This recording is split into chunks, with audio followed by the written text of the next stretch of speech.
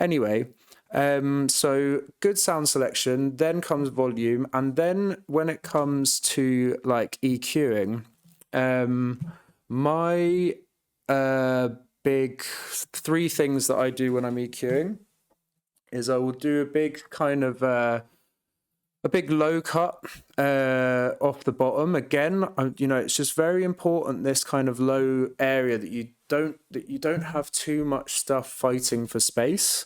And the more you can kind of save on that space, the better.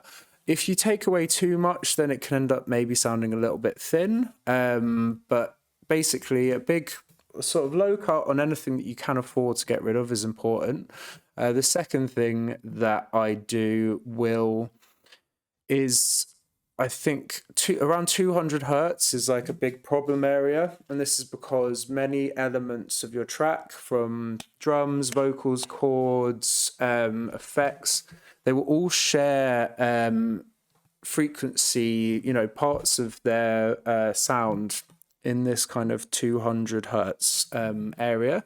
So if you ever feel like you're kind of lacking a little bit of clarity, have a little think about what elements you might be able to take some of that frequency away from, so you then have space for your other elements. And I find the thing that I find with EQing, which I find extremely effective, is that often when you take away stuff, it sounds louder and it sounds clearer, even though you've taken stuff away. And that's because there isn't a sort of, you know, traffic jam in one kind of area of your frequency range.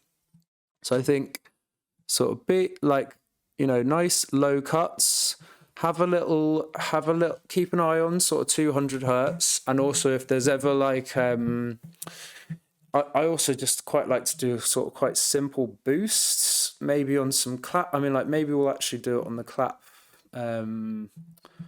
here, just to add that little bit of kind of like sparkle to sounds, I find.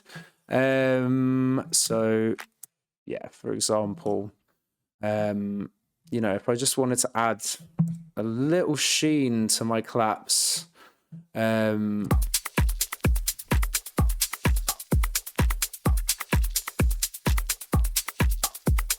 know, that it wasn't necessary there, but it's just kind of like an example. Other than that, like I'm pretty much just going into, you know, pretty much just put my whole track through a limiter, and I do all of this kind of stuff along the way. Anyway, okay, cool. So